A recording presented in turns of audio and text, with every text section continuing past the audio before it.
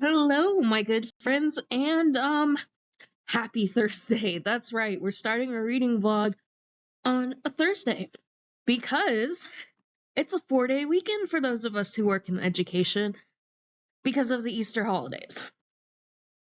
Well, I don't celebrate Easter, but I thought I'd do something special this year.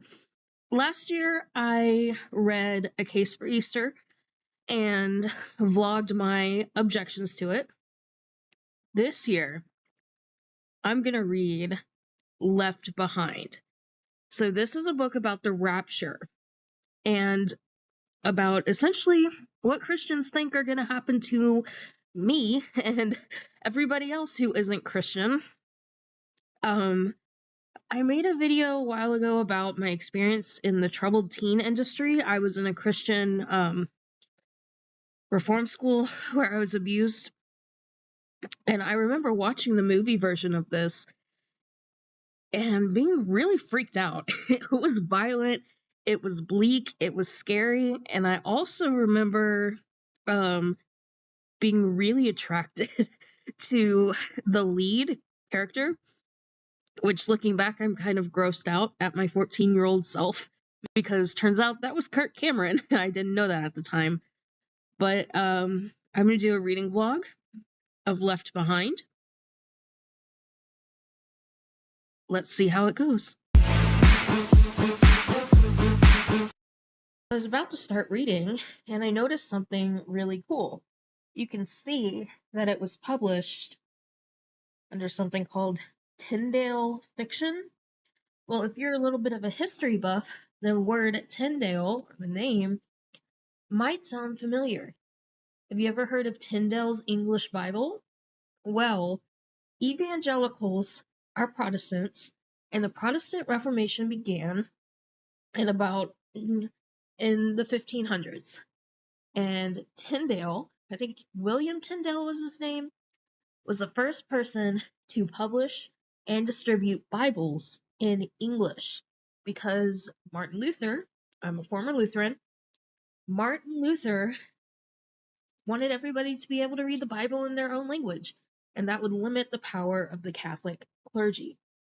So, kind of tongue-in-cheek right here, Tyndale Press, Tyndale's English Bible. I like it. So I just read the first 13, I guess, pages of this, and the only way I can describe this so far is strange. We've got the opening scene of a pilot who is headed over the Atlantic on his way to London, fantasizing about touching a flight attendant. Totally inappropriate. It's clear we're like meant to hate him. His wife has recently discovered religion and she's being annoying, and he's always been faithful to her, but now she's obsessed with Jesus and he just wants this hot flight attendant. Then we skip to a journalist called Buck, who's sitting in first class and is writing. We go into like a flashback or something of a war in Israel after learning about this miracle plant fertilizer that has brought a lot of goodness to Israel, and it's just a huge info dump, not really from anybody's point of view, just info dump. And so Buck, the journalist, since experiencing fireballs in the sky and going and reading Ezekiel, which is one of the strangest books in the Bible, it describes what angels look like, and they're actually horrifying. They're not like beautiful people with wings. I'll insert some images. They're terrifying.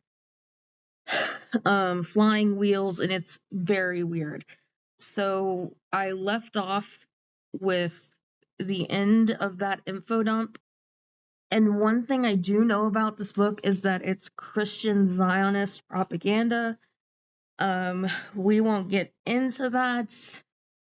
Well, yes, we will. Okay, so Zionists believe in a separate state of Israel for Jews, and Christian Zionists believe they need to convert all the Zionist Jews and have a separate Christian state in Israel. And already we're talking about Israel, so meh. But I am weirdly enjoying it. And I'm interested to see what happens. This journalist, journalists are supposed to be skeptics by nature because they rely on evidence. He became a Christian while witnessing the Soviet, Israeli, Persian sky war, and the last words I was left off with were nothing was beyond belief for this journalist. So that doesn't bode well. And haven't heard much about the horny flight officer since. I'm probably going to call it a night pretty soon, even though it's only 9:30. I'm really tired. Teach your life, no, but so the rapture is in full force. Only one person, the horny pilot, knows what's going on because his wife became religious, and now that she's gone, he sees what he's missing, and his flight attendant, Miss Hattie Durham, who I actually like. I kind of like this flight attendant, and Durham was actually the name of my elementary school. He doesn't want her anymore. He realized she's just a young, sexy flight attendant, and that's all she'll ever be. His words, not mine. Suicides are happening in full force. The world has been plunged into chaos, and this is a Christian book. But joking aside, it's very hard to read because it's very dated. They're talking about like female wires and dialing in from a computer to a phone, and I would say hacking, but it's not hacking because there's no real internet. I guess they're still using dial-up. I think this was written in 95. It has a lot of 90s technology, and I'm a 2000s kid, so it's not hitting with me. And there's also kind of uncomfortable jokes about the pilot, like working through terrorist attacks, and this was pre 9/11, and it's just uncomfortable. But that's not to say that it's not entertaining. So our journalist is making his way up to New York. They did a crash landing at O'Hare in Chicago, and I'm gonna read a little bit more before bed and then see where we go. Also, though, I do want to say there was actually a very intentionally funny joke about life insurance. I used to sell life insurance before I became a teacher, and it's a living, guys. It's a way to make a life. And what life insurance is it's like a monthly payment that you pay, and after you die, it covers the costs of your coffin, your funeral, your headstone, all that good stuff. And if you don't have it, you need it. But the joke was really funny. It was like, well, the life insurance business is gonna is gonna plummet when which I just found that funny. And I actually really liked selling life insurance because I got to talk about death all the time.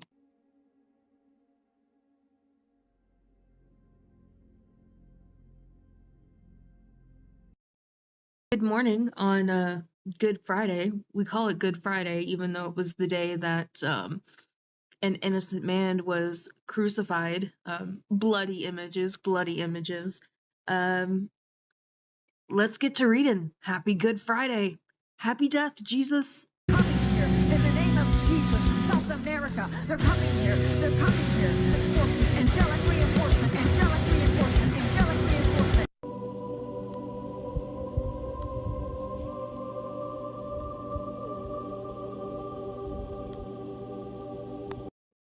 So to be honest, this is getting a little bit repetitive. Sorry for my reading hair here. But it's just the characters going around asking about their families. But I wanted to share a line I read. The captain of the ship, the plane, the airship, is at home, and he's thinking about his family, and he's thinking about his 20-year-old daughter who's away at Stanford. There's a lot of anti-college stuff in this, which is a funny thing, but we won't get into that. And he's thinking about his wife who had recently become a Christian. He sat up, staring out the window in the darkness. He owed it to Chloe not to fail her. That's his daughter. He loved her, and she was all he had left. He had to find out how they had missed everything Eileen had been trying to tell them, why it had been so hard to accept and believe. Well, it's hard to accept and believe because there's no evidence. There's no evidence that anyone has ever come back from the dead. There's actually no evidence that Jesus ever existed. Even the most cited source, Josephus, who wrote the history of the Jews, doesn't mention Jesus, and he was writing like 300 years later. All he mentions is that there were people who believed in Jesus at that time, which, yeah, they were called early Christians. And it's just like, well, why can't you believe this? Why can't you have faith? In what other part of your life, besides religion, do you put value on believing something without evidence? None. It's not a good thing. And I'm often asked, okay, you haven't seen evidence, but what evidence would convince you? And my response is, I don't know what evidence would convince you. But if God is all knowing, this God character, this God and Jesus character is all knowing, wouldn't he know the evidence that would convince me? Another piece of kind of anti-evidence I see for Christianity is that the Bible promotes slavery. It just does. And so I, as a person, know slavery is wrong, yet God, who supposedly inspired this Bible, says that slavery isn't. Well, morally, I know that it is wrong to keep people enslaved. That is evidence enough for me that there's no God, because nowadays people realize that slavery is wrong. And lots of Christians grapple with it. Oh, it was a different time. Just the fact that you're grappling with it and trying to do some mental gymnastics is proof enough. So why is it so hard to believe? Because there's no evidence. That's why.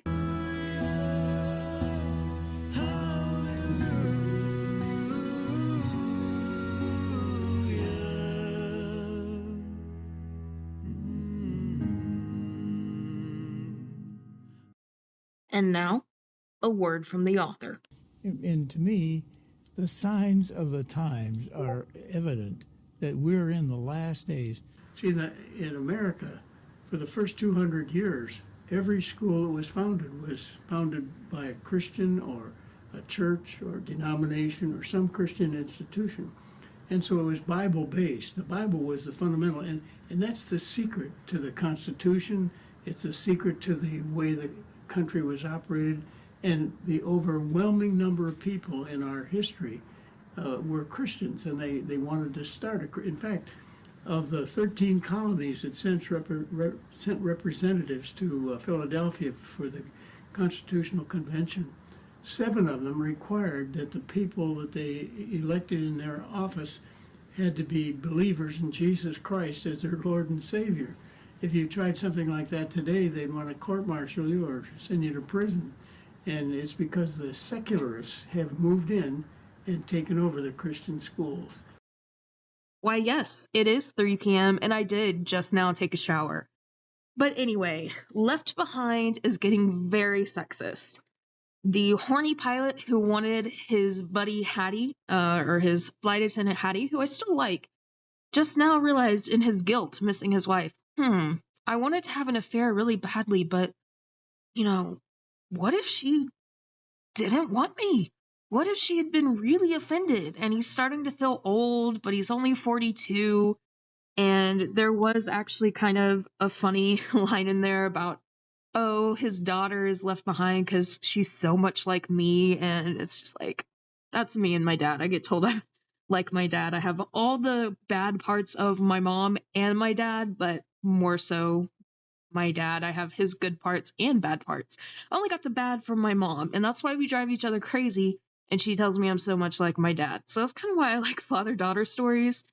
And it sounds like this might have an interesting father-daughter element to it, but as far as storytelling, this is a mess. And as a teacher, one of the red flags you can hear from someone who's maybe an author tuber or a booktuber when they're giving writing advice say is that there's no such thing as storytelling mistakes, which just is not true, because story has structure, and this story is moving forward very slowly because it keeps like grinding to a halt to give us big long info dumps, which is boring.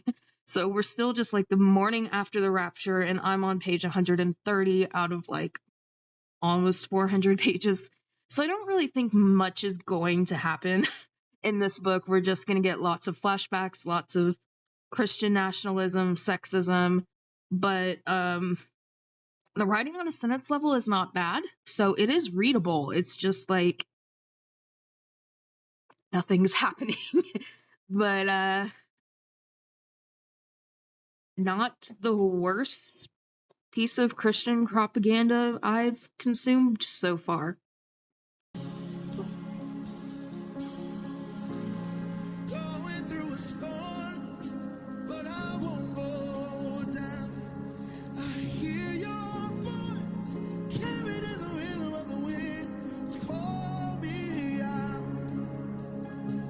If you would cross an ocean. We are following breaking news, an escalation of violence in the Middle East. The Israeli military launched strikes following a rocket barrage from Lebanon. In the last 24 hours, we have seen the most volatile exchanges in years. Going to eat. Say hi, Chris. We're going to eat. 3, 2.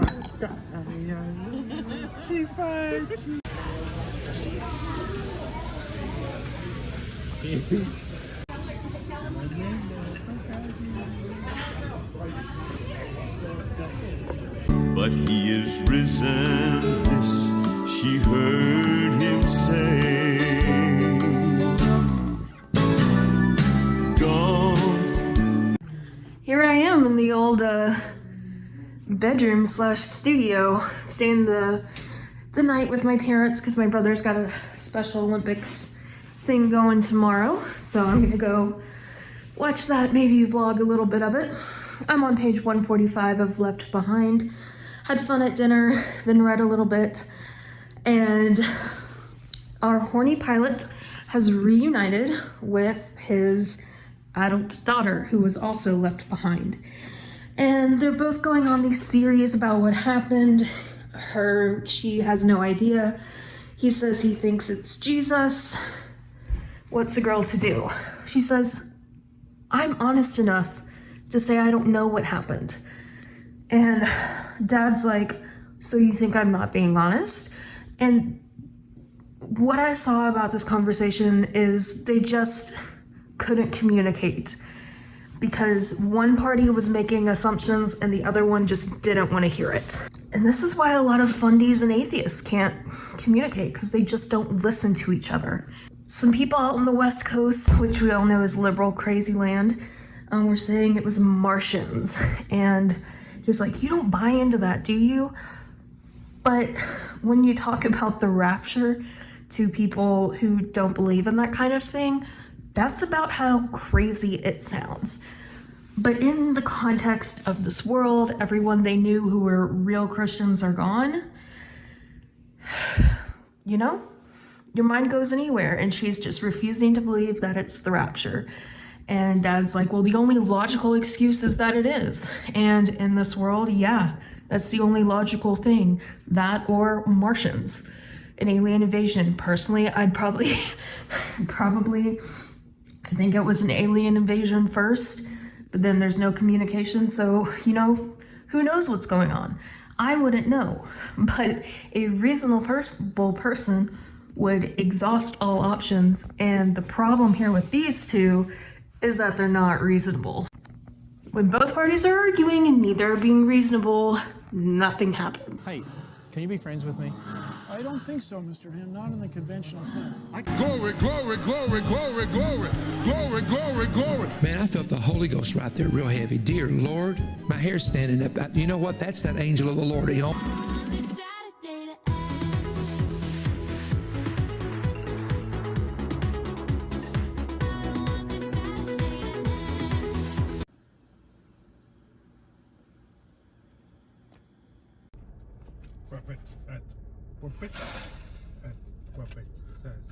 My mom and my brother coming. All right, this was my teacher. She has known me since I was 5 years old. That's right. How old am I, Miss Albertini? 25? 30. You are? Oh my gosh. I'm not telling you. Okay. It was intimidating. Like two pretty girls just come in and start, and I was like, oh my gosh. And Mom, Chris, say hi.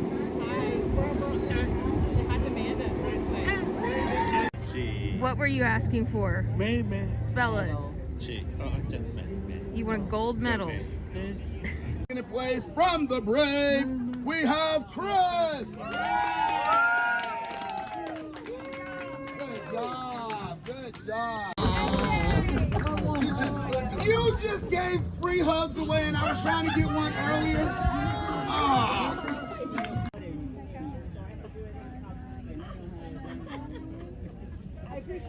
Especially now. A convergence of Eastern and Western calendars that only happens 3 times a century has caused the holy days of the 3 great faiths in the city to overlap.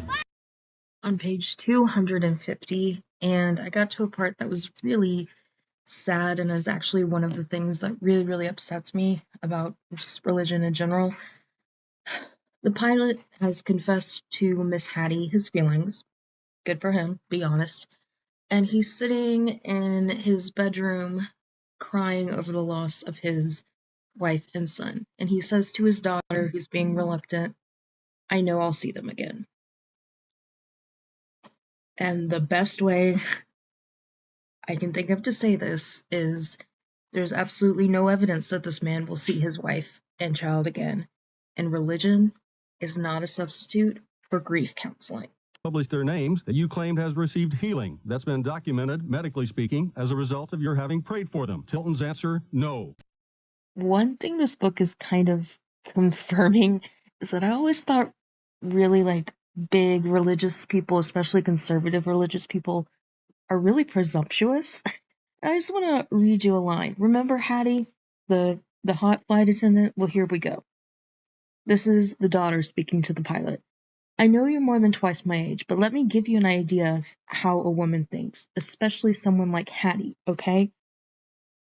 This character has never met Hattie, yet she believes she can think for her and speak for her.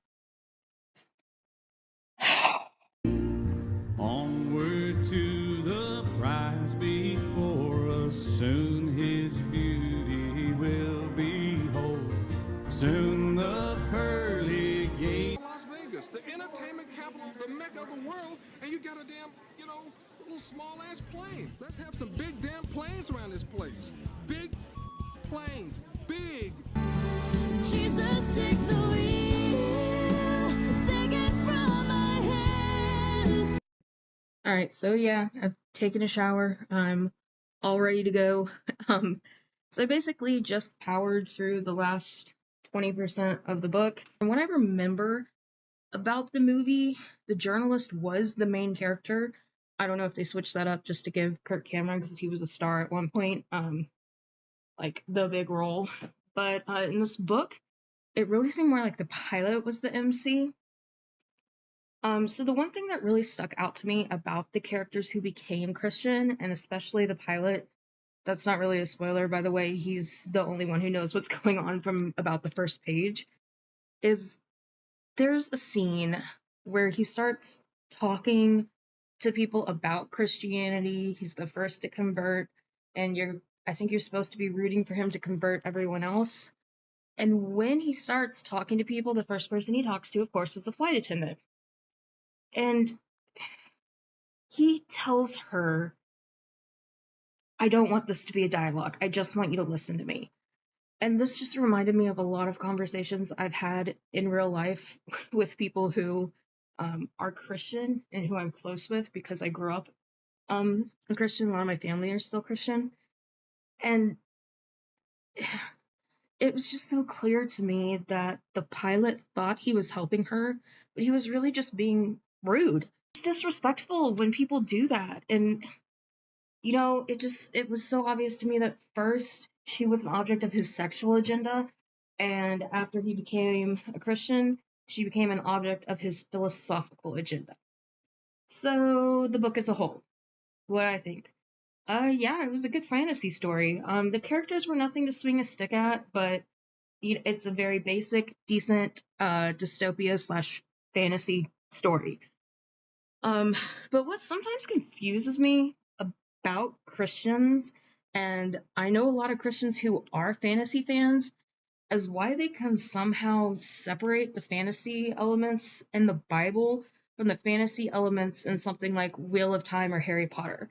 Like, if you read the Bible, and I know the rapture is a little bit contentious amongst Christians, and the fact that Christians argue so diligently amongst each other about what's in the Bible is kind of reinforcement that none of it's true to me. But anyway, a lot of them were like, okay, the rapture, Revelation, John was having a bunch of weird visions, it almost wasn't canon.